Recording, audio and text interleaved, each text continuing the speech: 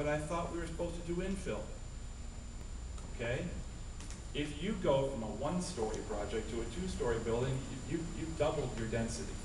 And there's a big difference in terms of how people will feel about having a little apartment court built in their neighborhood that's 2 stories tall versus something that's 8 stories tall.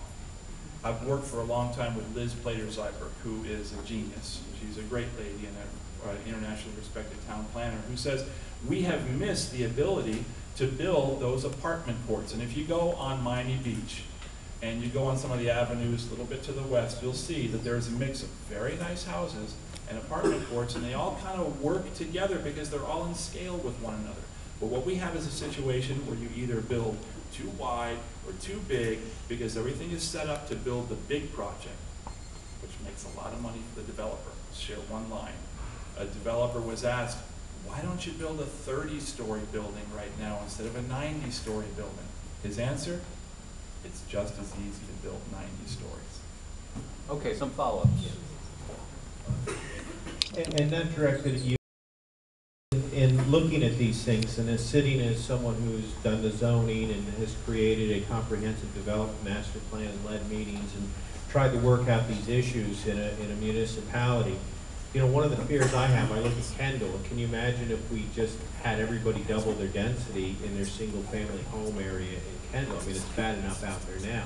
And that's why when you think of density, you have to think of an overall policy, and you have to put it somewhere where people don't have to use their cars. And it needs to follow along things like the transit corridor, because I think the whole theme of tonight, and you know, talking, Danny, I think a lot of the things you've been talking about is we're all in line on a lot of things. We all love the environment. We're trying to create something sustainable. But, you know, our personal preferences may not gel with what needs, the hard decisions that need to be done. And we've all got to work together in regards to the education and redoing things, whether it's energy or density. But you just can't go out and double neighborhoods, because the neighborhoods now, especially when you go to the neighborhood schools and you think about the crunch time that's there, it's horrible. So it needs to be a whole different policy. It needs to be actual density. It needs to be done in a way where you encourage mass transit, getting people out of their cars, and that's why you've got to go vertical in a lot of areas, and you have to accept that. When we talk about density, we talk about the problem of density or too much density. I'm going to readily admit, I was wondering too when the question came up, why you have to have a balance in your community, and your community should always be master planned, whether you're a city, a town, a village, whatever, you should have a master plan for your city to decide where the higher density projects go, where the lower density projects go. But here's what would always happen. And I have to say, I see Gail Sirota in the audience, and she was the city attorney of Homestead, and so I did fight a lot of density projects. And we actually reduced density twice. We reduced the maximum density twice, because what was happening, there's a little clever attempt by developers to do density averaging. And if you know what density averaging is, you have a 60-acre PUD, which is a planned unit development. You have a 60 acre, so we say, oh, we're going to allow in this 60-acre PUD 10 houses per acre. So what happens is it's an average, because you carve out for the roads, and you carve out for the little parks, and you carve out here. So you end up with actually 14 houses to the acre instead of the 10. So be careful of density averaging. Make sure it's properly master planned. Use urban design guidelines properly in the proper places, and you won't have the problem. Proper Okay. density and improper. Thank you. Anyone else want to follow up on this? 1 minute, please. At the end of the day, for the regular person in the regular neighborhood, it comes down to just making sure that you're heard and that you have an opportunity to have your voice heard. I mean, from my experience, and I know at the opening I gave that, you know, I was sued by a developer, Michael Baumann. And I can tell you from my experience, all I can say is I think everybody's opinion on either side needs to be heard, and you need to be given the opportunity to talk and see what the traffic studies are, how it's going to affect your neighborhood, and you certainly don't need developers giving you slap suits just because they have a lot of money. And I think the issue is that, yes, folks can get heard, but the decisions over and over end up going towards the money. And it addresses our situation here on this race and every commission race right now going on. Developers do get a chance to buy a vote, to buy a race. And what we find is that in our situation in Kendall, we end up losing, not because we don't go ahead and let folks know how we feel, we do. Not because we are not articulate enough, because we are. Not even because we're not reasonable enough to allow a certain amount of density, but because we're the neighbors and we're not the developers. And this is the way it's been for 90 years. This was what I said at the very start. We have to break that habit. We have a boom and bust cycle, which is for us a binge and purge cycle. We're addicted to development in a way that's simply not healthy for our community. Yes, in downtown Kendall, that's the place where we were trying to up the density. We said, well, you know what? If you make those buildings 3 and 4 stories, that'd be pretty nice. They ended up a lot taller than that, and it's mostly empty right now. All right. Is the county trying to save money with their conditioning? Still warm? Yeah. I did go back and check, they don't have any ability I know we're in a budget crunch, but. It's 8:25, we have to start clearing out at about 8:40, is that right? So, like 15 more minutes. Well, we have to be out at nine. Okay. So we'll go longer and just leave quickly. Why not take your jackets off? Right. I'm okay. Take your jackets off was the. That applies for some people, not for other people. Take it into city of Gotta get elected. Okay.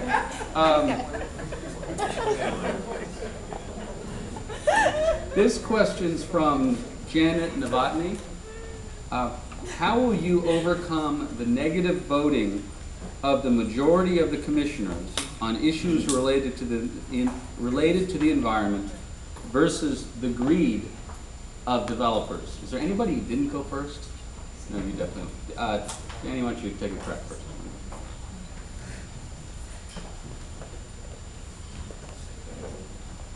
They don't vote in a way that would make their parents proud.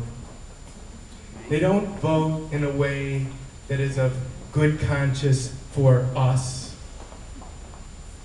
And it's to be able to change a mindset by leading by example of goodness and respect. They don't respect one another. They don't respect the people that come before them to ask of things.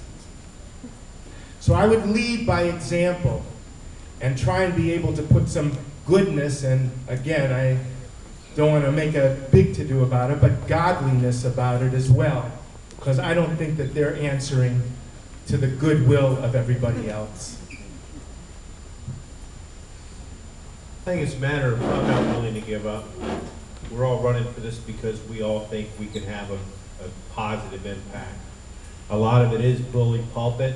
A lot of it is exposing through asking the right questions, by making sure that staff is supported or that staff is properly questioned, not letting things go, putting things out into the sunshine.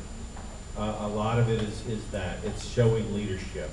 It's involving your people. It's making sure that people know when they need to come out. And people know what's going on, so they make a decision on not to come out because they're content that you're doing the right thing. But from what I'm hearing out there when I go to door, people are not content that that's what's going on, and that's obviously what the question is. You just can't give up. You've got to work hard, and I think you've got 6 people up here that are willing to fight that fight. Are you willing to support us and the person who wins this seat to go in there and take the good fight to County Hall and do the best for our residents? That's the question. And I hope that with a new leader, there's additional, not new, but additional energy that's created to go forth and make some changes in County Hall.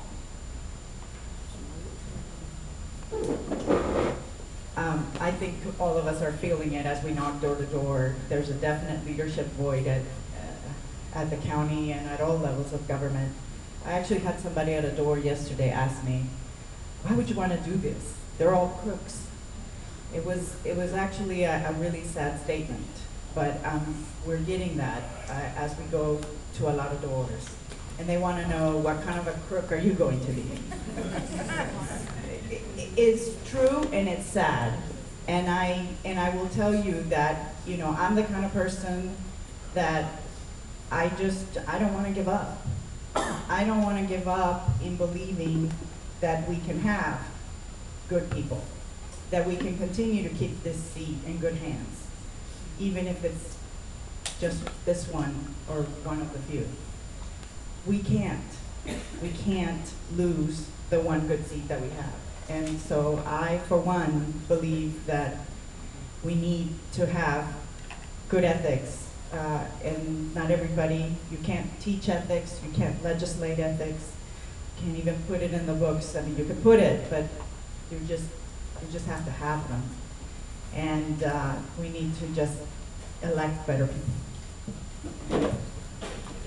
I'll have to call the Ethics Commission and tell them that. Sorry.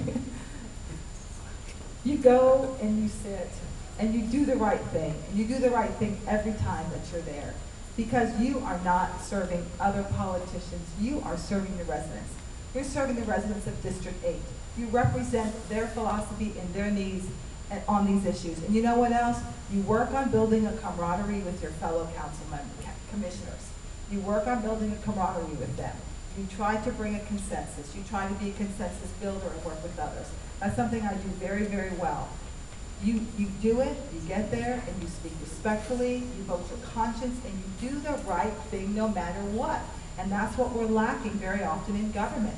You know, when I go to sleep at night, when I would lay my head down, no matter what developer was angry with me, or no matter what, whether I was getting sued or not from a developer, I felt good because I was doing the right thing for the residents, the right thing for the people who put me in office, and I will do the right thing for the residents of District 8, because that is what you've elected whomever here to do. You've elected us to do that.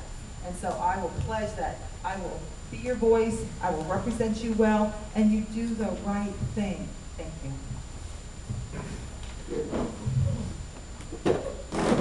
These are very, very, very special times. These are transformational times, and transformational leadership needs to come to the county hall.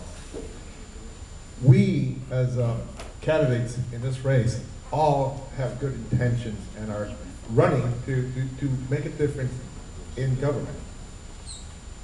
The one thing that has to go to county government is first the word respect. And you have to be respected.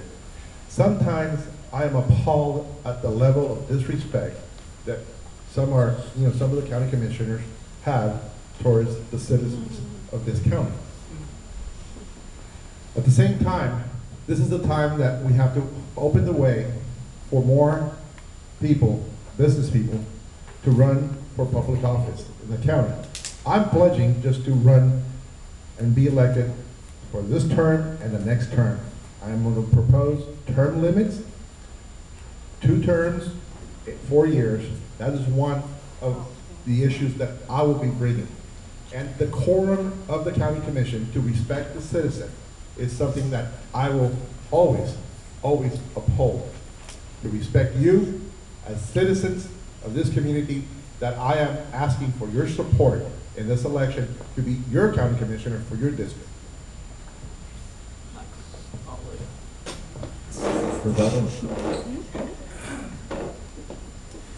After 20 years of fighting these battles, and after 16 years of seeing Katie up on the dais, very often losing, but standing her ground, I thought a lot about the strategies that should be used to build a consensus.